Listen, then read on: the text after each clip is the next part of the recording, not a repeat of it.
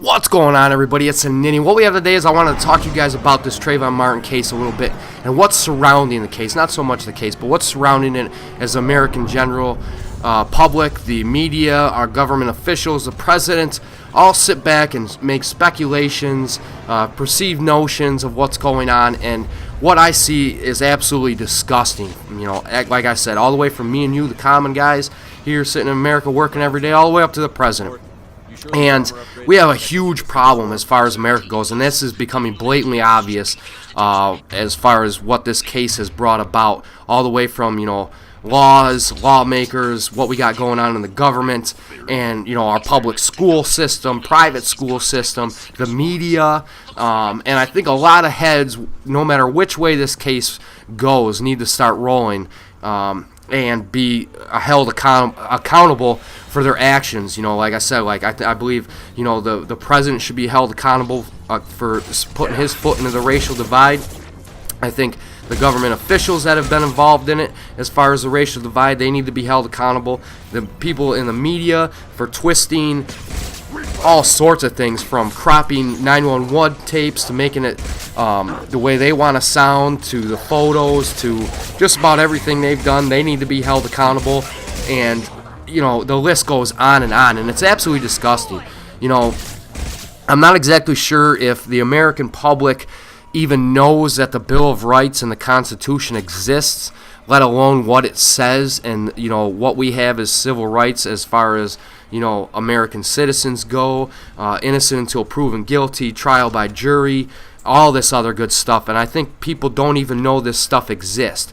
Everybody wants to live off of assumptions and opinions and just go for it, because in their back of their head, it'll never be me, that could never happen to me, and it could, and it's ignorant to say that it can't. Any one of us could be Zimmerman at any given time, and any one of us could be Trayvon Martin at any given time. It doesn't matter if you carry a gun in your neighborhood watch and all this other stuff and getting all the specifics of it. Either way, we could be on either side of the fence at any given time in our lives. And like I said, it's ignorant to think anything else. There's plenty of people that have come over here. Look at the two guys from the UK that came over here on vacation. They probably thought it would never happen to them, and now they're dead as well. Just out of randomly. Boom, it happens, we're gone. You get in a fight, knives get pulled, guns get pulled, people start dropping. It happens on a daily basis all across America, all across the world. It can happen. But the problem I have with this whole thing is, the civil rights violations that are going on, and basically people just throwing and using our Bill of Rights and our Constitution as toilet paper. And it goes for everybody. I just don't understand what is exactly going on here. Now, let me state first and foremost that I'm not defending Zimmerman. If he's guilty, he's guilty. He'll go to death row, death penalty, whatever, what have you. If he's guilty, he's guilty. That's fine by me. Throw him in jail with the rest of them, and then we'll pay taxes and feed him for the rest of his life. And I'm not defending Trayvon Martin by any means. I don't know what happened. That's where I stand. I don't know what happened. I wasn't there. I see just what everybody else sees, except I don't jump on the media hype train, the spin train. I don't get race baited into all this stuff. I sit back and kind of take note of what's going on here and what's going on there and look at everything objectively. But it's going to prove that a lot of people don't do that. Everybody wants to just jump, make conclusions, and that's that. And what we have now is Zimmerman's not being held in a trial by jury. It's been blatantly trial by public opinion and trial by media. And that is basically a complete civil rights violation for him. Whether he's guilty or not, the guy still has civil rights as an American citizen. And I think people need to realize that. Because if it was you, it would be a completely different story. People want to cry, oh, vigilante justice this, but when it gets flipped on them, they're going to be crying that their civil rights are being violated and they're not being treated properly and all this other stuff. And people can't have it both ways, and that's what I see going on here. You got, this big cry for basically vigilante justice. You have Spike Lee and the Black Panthers and a few other people putting a hit out on this guy. Now, keep that in mind. They put a public hit bounty out on this guy, dead or alive bounty, almost like we're going back to the days of the westerns, and that is against the law, period. if I have a problem with my neighbor and I call somebody up and want to put a bounty out on this guy, I'm going to go to jail for the rest of my life, whether he dies or not. We've all seen it on Cops, 48 Hours, all that other good stuff where they show these people committing, a conspiracy to have their ex-wives killed, their ex-husbands, or, their boyfriend's wives, or what have you. They call somebody up. It happens to be a police officer, and boom, they're getting thrown in jail for the rest of their life. The bounty never really gets taken out, but they get thrown in jail for conspiracy of murder and all this other stuff. And basically, what we have here is a public hit being put out on somebody, and nothing being done about it.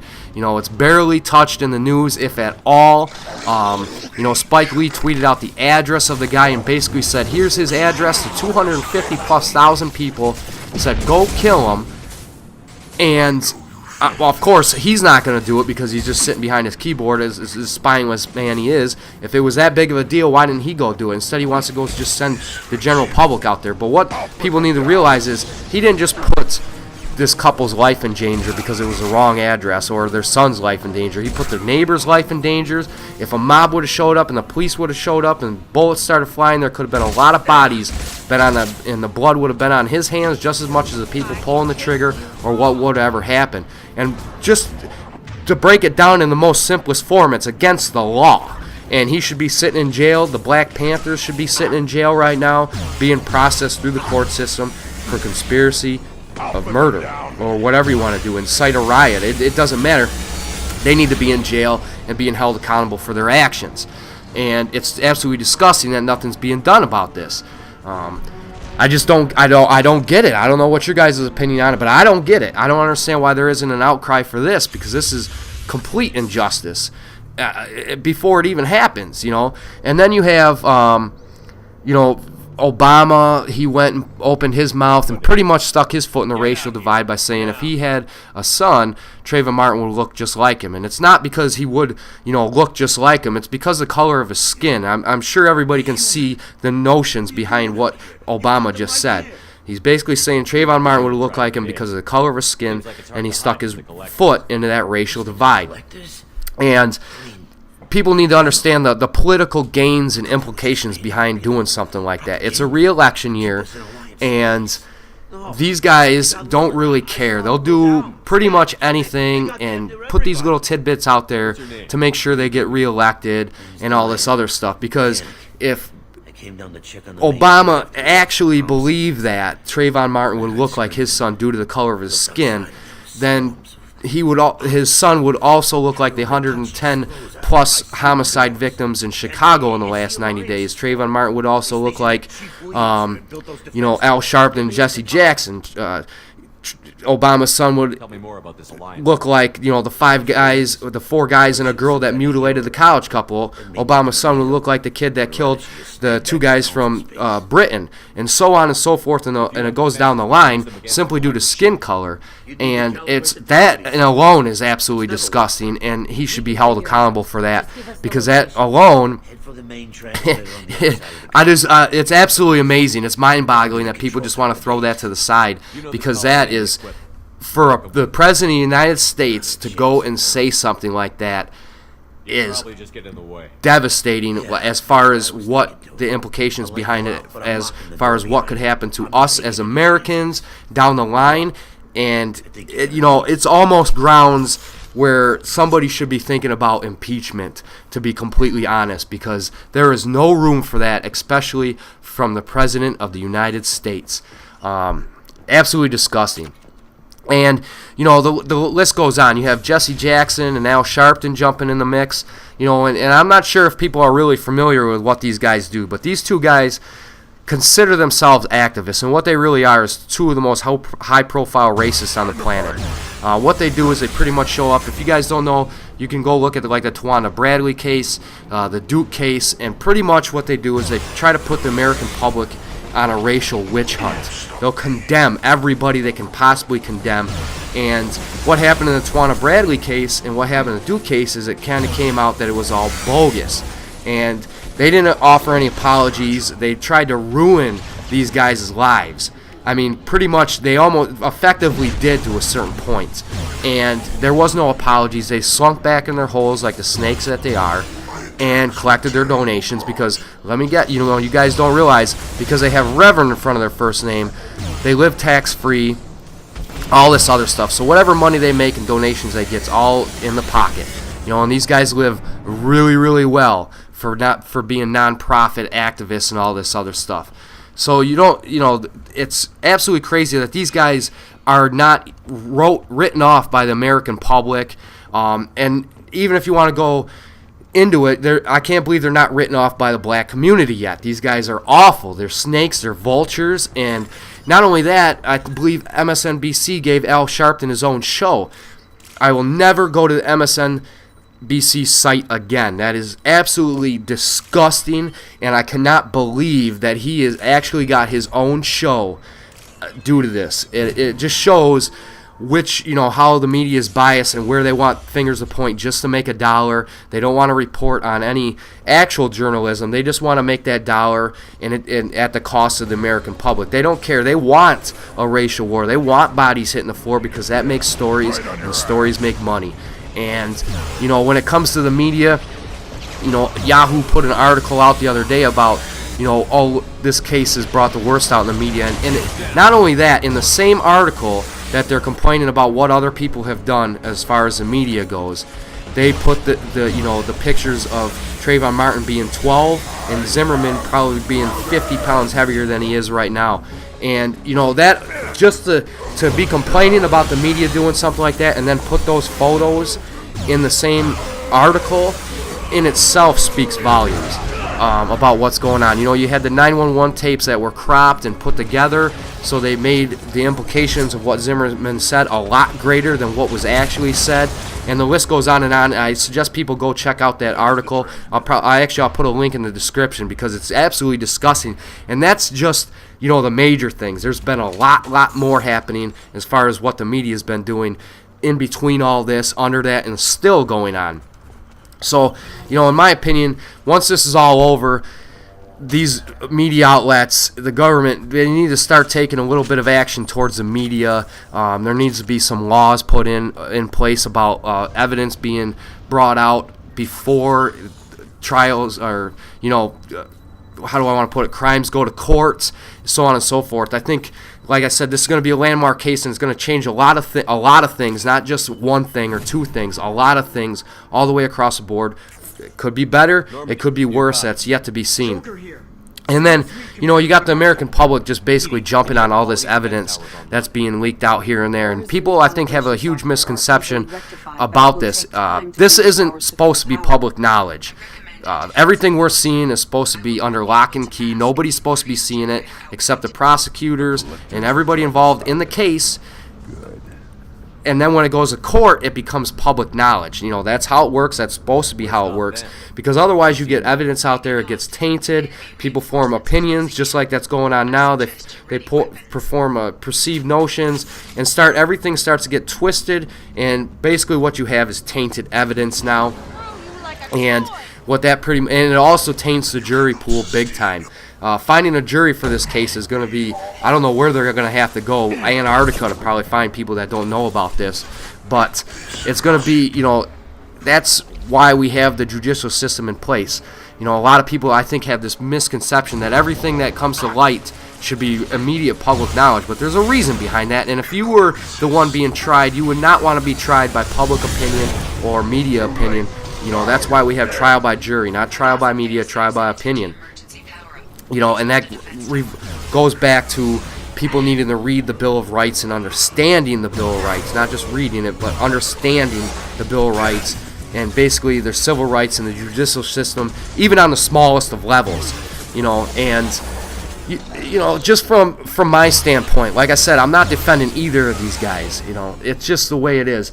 I see a grainy video and everybody's going, oh look, he doesn't have any injuries. Well, if you can tell that he doesn't have any injuries from the video, you can also go back to the video and tell me the license plate number of the police car, because that is much bigger than what a gash may be on his head.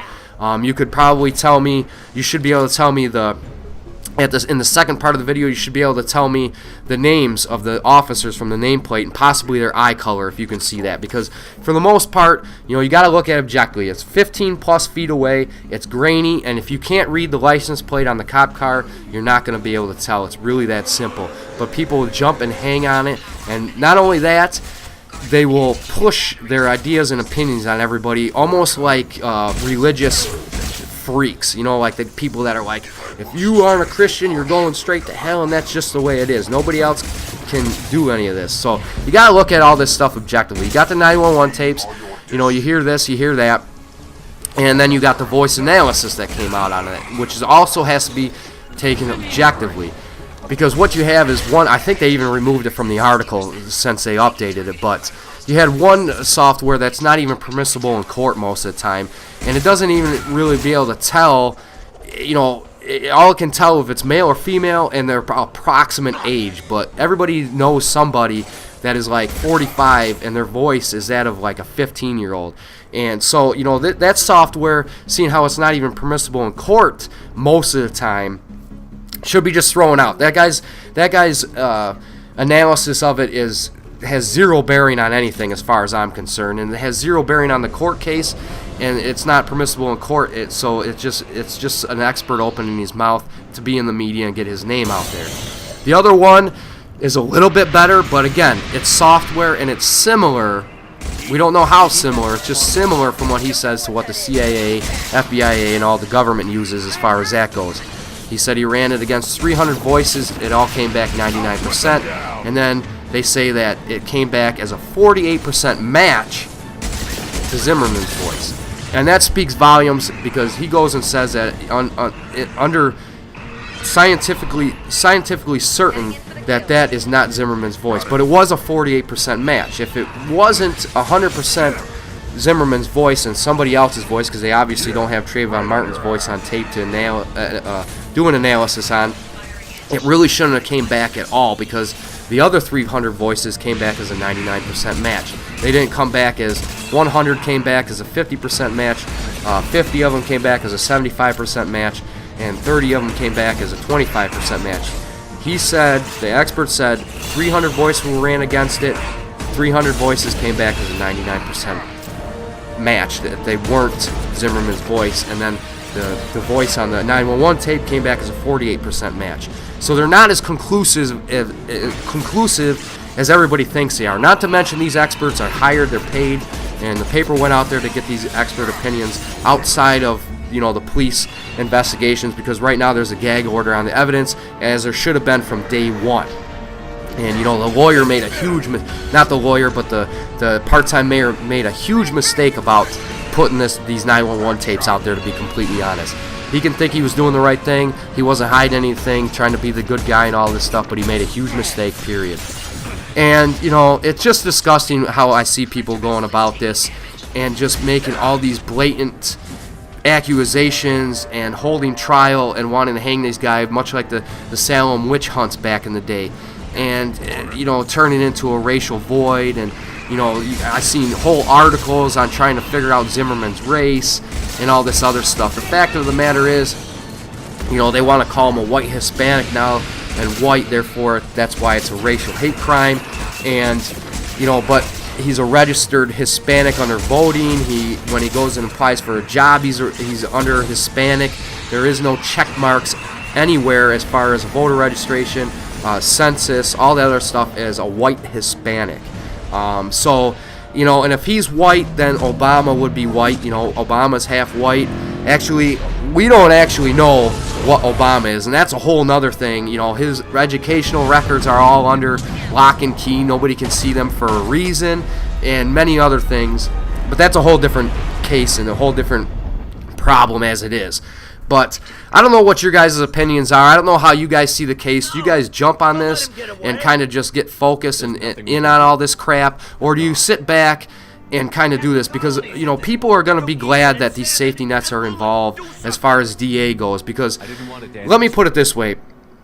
If there wasn't a DA, say if a lead investigator wanted to charge you with something, we'll say that all they found was a body there sitting there, and the lead investigator needed to find, a murder suspect. He could have went up to any door in that neighborhood, knocked on the door, first person that answers, boom, you're arrested for murder. They get thrown through the system without any safety nets involved, and they're sitting in jail not knowing what's going on for the next 20 years of their life on death row. And people can say this, it happens all the time. People are being exonerated off of death row. They've sat there for 30 years. Their life has been ruined simply due to this exact thing, and that is why there's safety nets involved. I'm not actually sure. People need to understand that. If they, for all purposes, if that lead investigator wanted to come to my house, knock on my door, even though I'm in New York and this thing is in Florida, and tell me I did it, I could be going into jail for that murder, and you could be going to jail for that murder. Anybody. That's why the safety nets are there. And if there is a conspiracy behind it, the FBI is involved, government, it's going all the way up. It'll come out, the DA will lose his job, go to jail, all that other good stuff. This is way too high profile now for heads to not start rolling if there is a conspiracy all the way down the line. So people need to sit back, understand your rights as citizens, and people should respect other people's rights as American citizens. Because if you don't, if you have a problem with the Bill of Rights, if you have a problem with the Constitution and trial by jury and all that stuff, there's a sweet little vacation spot across the border called Mexico. And they live in a vigilante society, and I will be reading about you within a month. So if that's how you want to live, Mexico is your ticket to paradise. Because, and if you don't want to live that, you can't have it both ways. We can't have a vigilante justice and then you can't decry vigilante justice, I should say, and then want a vigilante society. Because I'm telling you, a lot of people that are calling for this vigilante justice wouldn't make it a week. And it's just sad. It's disgusting. I am actually disgusted to consider myself American at this point. And I hope that when this case is done and over with, America starts to reform, because we obviously need it. We are a laughing stock as far as the world goes. We're supposed to be one of the best countries in the world, and we are nothing but a laughing stock at this point. And it's disgusting. It's absolutely disgusting of what I see. And it's just disgusting when I get into a conversation with somebody on YouTube or some other forum, and it just goes to prove that the public school system and the American public in general is a failure, an absolute failure. So I don't know what you guys think, but that's my take on it. I'm just going to wait to see how this plays out. And if it plays out that Zimmerman's guilty, fine. He's going to jail for the rest of his life, and stuff is going to change, all the laws, all this other stuff. If he's not guilty, though, there needs to be a lot of questions that need to be answered, all the way up to the President of the United States himself needs to buck up and answer some of his questions and why he stuck his foot into a place he had no right going. So that's what I got for you guys today. Military Monday will come back next week, but I needed to get this little video out and get it started. So as always, guys, keep your heads up. Let me know what you guys think. Have a great day. Peace.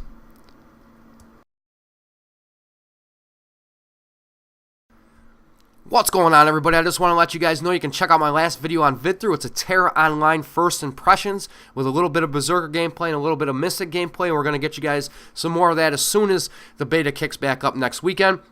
Also, if you missed my last video, it's a little Mass Effect 2 live com. I asked for some advice as we go through here and what to do, because I'm really new to this series, and that's why we're starting out here with Mass Effect 2. And if you like what you see, hit that subscribe button. Hit me up over on Justin TV, Facebook, and Twitter.com. And also go over and check out Viso Gamer and VidThru for a lot more videos from a lot more directors. And I hope to see you guys there soon. So as always, keep your heads up. Have a great day. Peace.